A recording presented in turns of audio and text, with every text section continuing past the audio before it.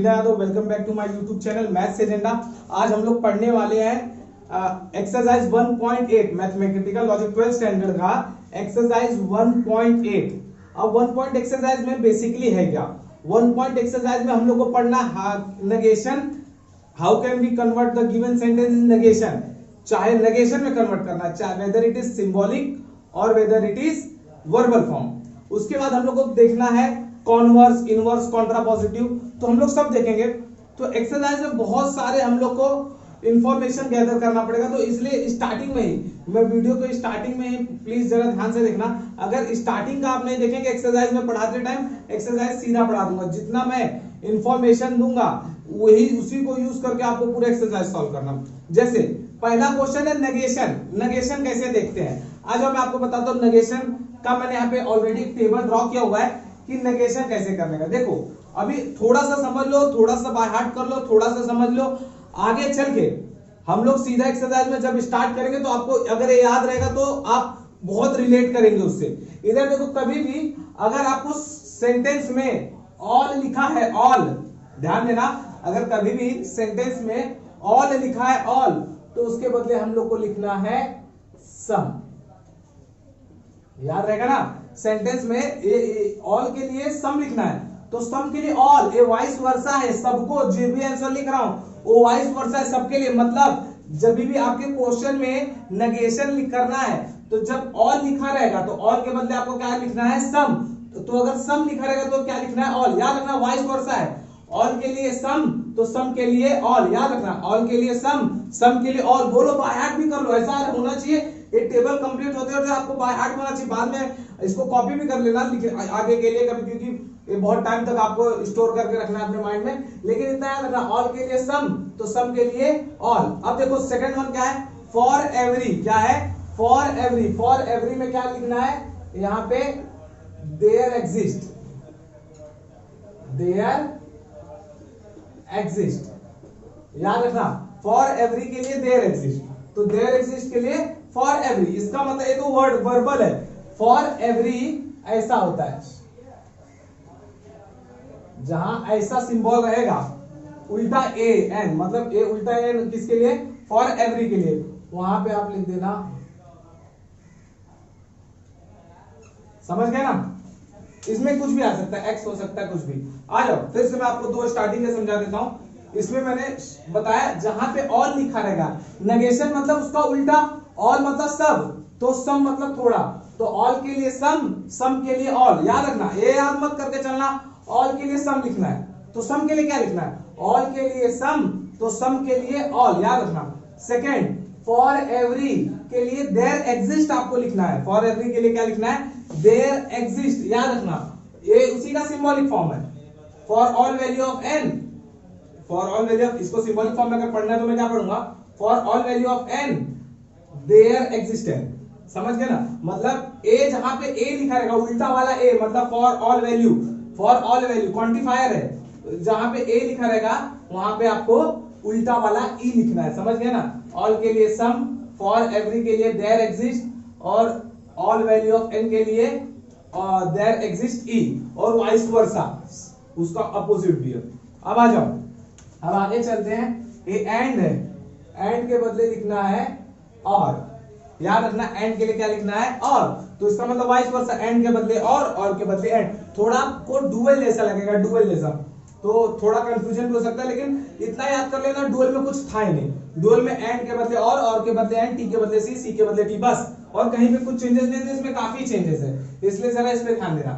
और के बदले एंड के बदले और के बदले एंड। और जैसे आपको कोई सेंटेंस मिल गया स्टेटमेंट पी, उसका अगर उल्टा करोगे तो क्या होगा, उसमें नॉट लग जाएगा ना, एक पी है तो उसका नेगेशन लूंगा तो क्या हो जाएगा, नेगेशन पी। याद रखना जैसे पी है तो उसका उल्टा क्या जाएगा, नेगेशन मतलब उल्टा ना, तो उसका उल्टा क्या जाएगा, नेगेशन पी। याद रखना नेगेशन पी का मतलब कैसे हो गया, यहाँ पे नॉट नहीं था तो यहाँ पे नॉट आ गया। वैसे ही नेगेशन पी, नेगेशन पी का नेगेशन क्या होगा, पी। याद रखना खाली, क्यों, क्योंकि आपको मालूम होगा, आप मैथ्स में पढ़े रहोगे माइनस माइनस प्लस होता है, वैसे भी वैसे नेगेशन पी का भी अगर नेगेशन लूंगा तो नेगेशन नहीं समझ में आया तो इतना समझो, पी का नेगेशन पी और नेगेशन पी का पी, मतलब नेगेशन नहीं है तो नेगेशन को लाना है नेगेशन में, और नेगेशन नहीं है तो हटाना है।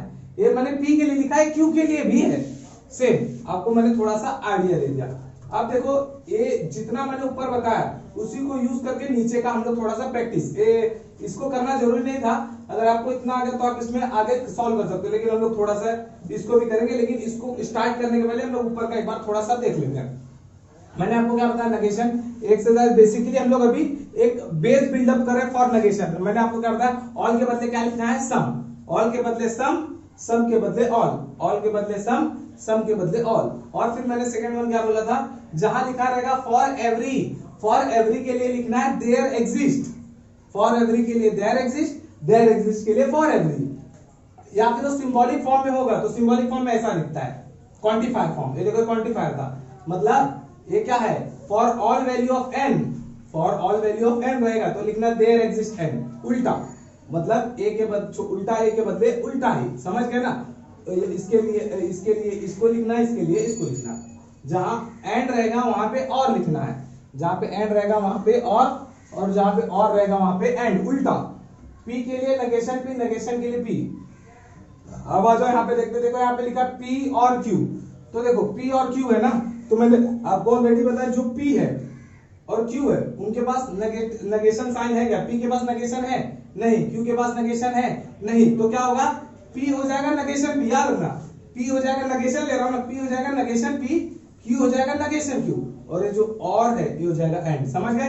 ये p है ना, ये हो जाएगा नेगेशन p और उसका उल्टा एंड, ऑलरेडी हम लोग ये सब ऊपर देख चुके हैं, और q का क्या हो जाएगा, नेगेशन q। आ जाओ ऐसे p एंड q सेम वैसे एज इट इज, खाली p क्या हो जाएगा, नेगेशन p, q क्या हो जाएगा, नेगेशन q, लेकिन एंड क्या हो जाएगा, और, जैसे और हो गया एंड, वैसे एंड हो जाएगा और, तो क्या हो जाएगा, नेगेशन p और नेगेशन q। अब देखो यहाँ पे 8 9 है, ये इंप्लाइज है, single implies p implies q, देख रहे ना, हम लोग ने अभी ऊपर पढ़ लिया कि एंड के बदले और आएगा, और के बदले एंड आएगा, नेगेशन जहां नहीं रहेगा वहां नेगेशन लगाना है, और जहां ऑलरेडी नेगेशन रहेगा वहां से नेगेशन हटाना, लेकिन यहाँ पे ऐसा कुछ है ही नहीं। तो मैं आपको पहले इसका फॉर्मूला बताता हूँ, इसका मैं एक फॉर्मूला बताता हूँ ये दोनों का, और इसको आप बहुत ध्यान से नोटबुक में इसको कॉपी कर लेना, क्योंकि आगे चलिए स्टूडेंट लोग 100% 90% स्टूडेंट लोग को देखा हूं मैं लोग कंफ्यूज रहते हैं। मैं आपको इसको पहले फॉर्मूला बता देता हूं और डायरेक्टली यहाँ पे आंसर लिख दूंगा। देखो फॉर्मूला क्या है, यहाँ पे मैंने लिखा P इंप्लाइज Q, देख रहे हैं कि नहीं, P इंप्लाइज Q। आप इसका फॉर्मूला रट्टा मारो, मतलब कभी कभी क्या होता है एंड और के बदले इफ देन आ गया, तो उस केस में आप क्या करोगे, नेगेशन P नेगेशन Q और इंप्लाइज के, सिंगल इंप्लाइज के बदले डबल इंप्लाइज, ऐसा कुछ नहीं है। मैं आपको बताता हूं, इसका पहले फॉर्मूला याद कर लेते हैं। ये क्या लिखा है, P इंप्लाइज Q, क्या लिखा है, P इंप्लाइज Q। तो इसका फॉर्मूला डायरेक्टली मैं बताता हूं, इंप्लाइज के बदले इंप्लाइज लिखा है तो इसके बदले लिख देना है और, याद कर लो, इसके बदले क्या लिख देना है और पहला कौन है, P, तो जो पहला रहेगा उसका उल्टा लिखना है, मतलब P है तो उसका क्या हो जाएगा, नेगेशन P और Q एज इट इज।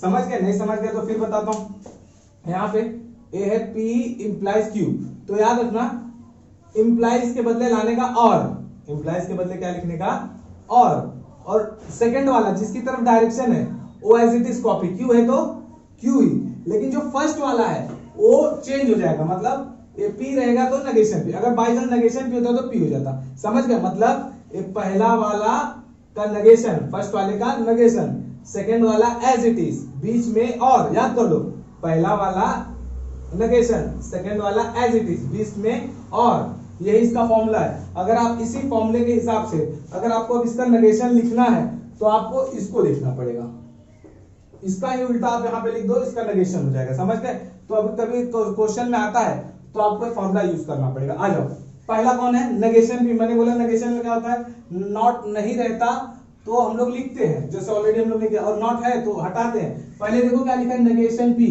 तो नेगेशन P का उल्टा क्या हो जाएगा, P, याद रखना, मैं इसको नहीं लिखूंगा, अब इसको लिखूंगा, नेगेशन P के बदले क्या होता है P, और लिखा तो उसके बदले क्या हो जाएगा एंड, एक Q है तो उसका उल्टा क्या हो जाएगा, नेगेशन Q। समझ गए ना, डायरेक्टली, ये मैंने डायरेक्टली बोल दिया, इसका आंसर A है, नेगेशन के टाइमिंग में। देखो इसका फॉर्मूला A है, याद कर लेना, नेगेशन P और Q, लेकिन उसका हम लोग ने नेगेशन लिया तो नेगेशन P का P और का एंड Q का नेगेशन Q। बहुत सिंपल है, इतना याद रखना, ये बहुत इंपॉर्टेंट है। ये कभी कभी ये बहुत लोगों को कंफ्यूज कर देता है। सेकंड, ये लास्ट वन देखते हैं, P double implies Q।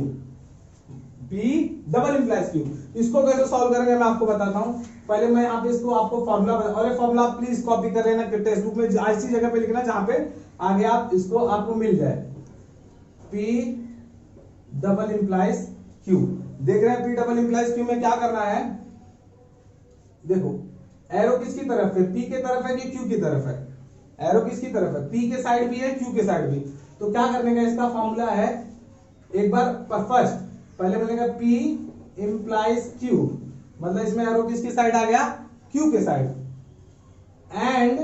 And Q implies P, याद रहे, देख रहे ना आपने क्या किया, एक बार डबल एरो था ना तो P इंप्लाइज Q, फिर उल्टा Q इंप्लाइज P, दोनों के बीच में एंड कंपलसरी डालना, फिर बोलो P implies Q and Q implies P। देख रहे हैं ना इसमें कैसा है, एरो P के साइड भी है Q के साइड भी है, तो एक बार मैंने Q के साइड लिया तो मैंने बोला P इंप्लाइज Q, एक बार मैंने P के साइड वाला एरो लिया तो Q इंप्लाइज P और बीच में एंड। अब ये देखो, ये जो बॉक्स है इसका फॉर्मूला मैंने ऊपर ऑलरेडी आपको बताया हुआ है। मैंने आपको फॉर्मूले में क्या बताया था, फर्स्ट वाले का साइन चेंज, यही बोला था ना, फर्स्ट वाले का साइन चेंज, तो P है तो क्या हो जाएगा नेगेशन P। देखो फर्स्ट वाले का साइन चेंज, बीच में और कंपलसरी, और Q as it is copy, मैंने बताया था ना, फर्स्ट वाले का चेंज करने का, बीच में और रखने का, सेकंड वाला एज इट इज। ऐसे ही यहाँ पे Q वाले का साइन चेंज, पहला कौन है, Q है ना, उसका साइन चेंज नेगेशन Q, इसके बदले आ जाएगा और ये हो जाएगा P एज इट इज। मतलब ये वाला लाइन मैंने कहां से लाया, यही इसी फॉर्मूले से लाया।